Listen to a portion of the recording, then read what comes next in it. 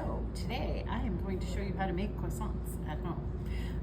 It's not as complicated as it seems, but it does take a little bit of time. So not a lot of ingredients. We've got 300 milliliters of milk, and then I have 1 package of yeast or 2 1/4 teaspoons, depending on how you have your yeast. And I'm gonna pop those together and give them a little stir.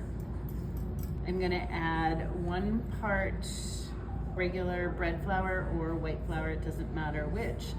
This is 210 grams, and then the same amount of whole wheat flour, and then 50 grams of sugar with 2 teaspoons of kosher salt. So those are gonna get all mixed together in this bowl.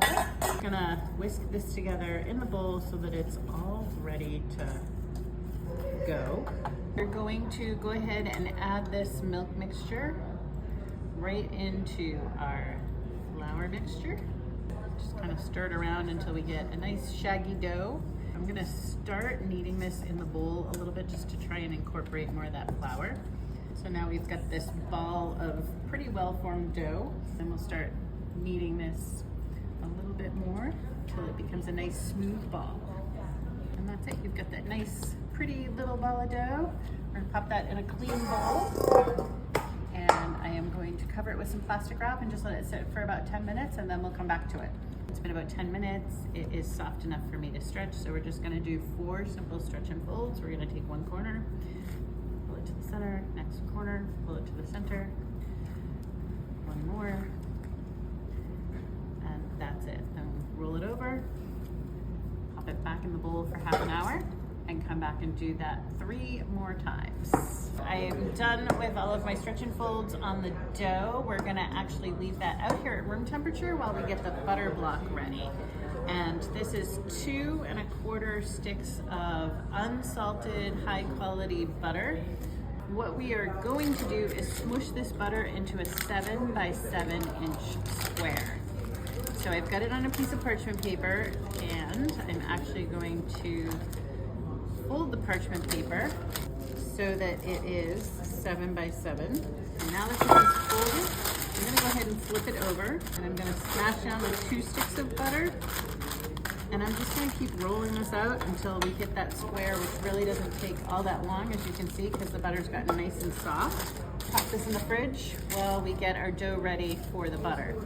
We are going to roll it out to get that 7 by 7 size, the same size as our butter block. So once I get that 7 by 7 size, I am going to go ahead and turn it so it's on a diamond shape towards me. And I'm going to sort of make 4 little tails here.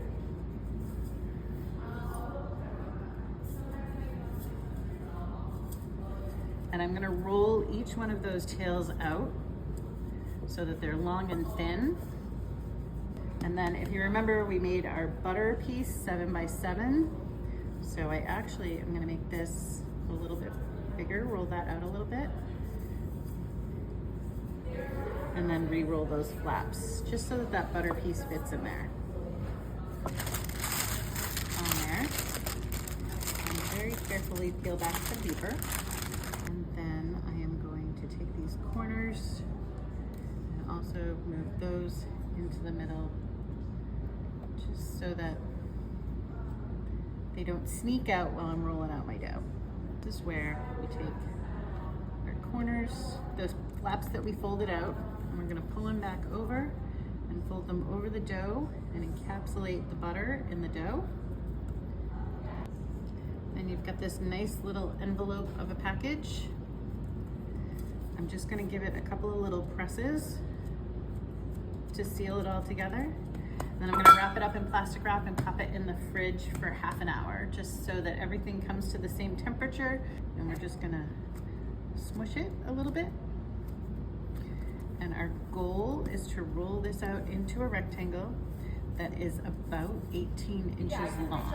There we go. So we're gonna take the top, we're gonna stop it a little bit on the short side. That's okay, because it'll all come out the next time you go through. We're gonna fold this about 1/3 of the way down and try and square up those corners a little bit. And then this one comes up to meet it. It's gonna be a little further up. So you've got this uneven fold here where it's thicker down on the bottom than it is on the top. Then you're gonna take a knife, a bench scraper, anything that you can put a gentle sort of indent in there so that you have a good fold place in the middle. And you're gonna fold it in half. And you're gonna get this little book-shaped package. So we're gonna just give this a little push to seal it all up together in a nice little package. Wrap it up and back in the fridge it goes for half an hour. We're ready to do our last round of folds. So we're going to do the same thing we did the last time. Just kind of smush it out a little bit. You can see some of that butter, tuck it in. We're gonna roll it into a nice long rectangle. This time it doesn't matter how long it is. Really didn't matter the first time either, but we want to get a nice long rectangle out of it. This one is a nice simple fold. We're just going to fold it in even Steven thirds.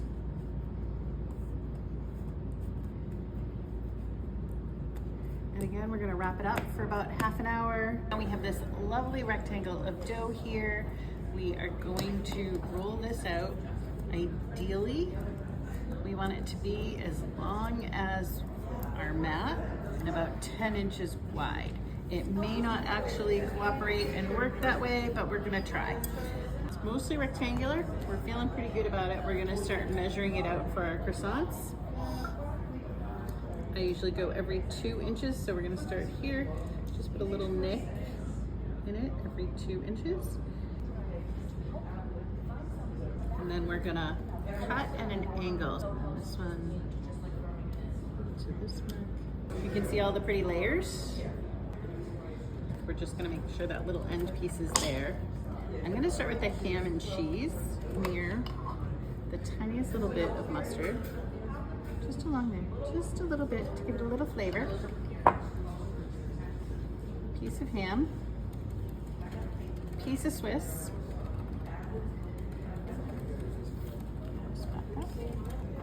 We're gonna make sure that that tail is tucked on the underside and stuck to it, and then we're gonna pop it right on a parchment lined sheet pan. We've got a couple other flavors we're gonna do. One, I'm gonna start from scratch with the almond filling inside. So again, roll it up. We're gonna do pistachio raspberry. It's gonna be basically the same thing, except with some pistachio butter. And the last one we have is chocolate. So I did take some nice 73% dark chocolate and cut it into strips so that we can use it in our croissants. 2 rolls, so we'll roll it over here and then put the next piece there. Just roll it up this way. So the next thing that we're gonna do is we're gonna egg wash them. Wash is simply an egg beaten with a little bit of water.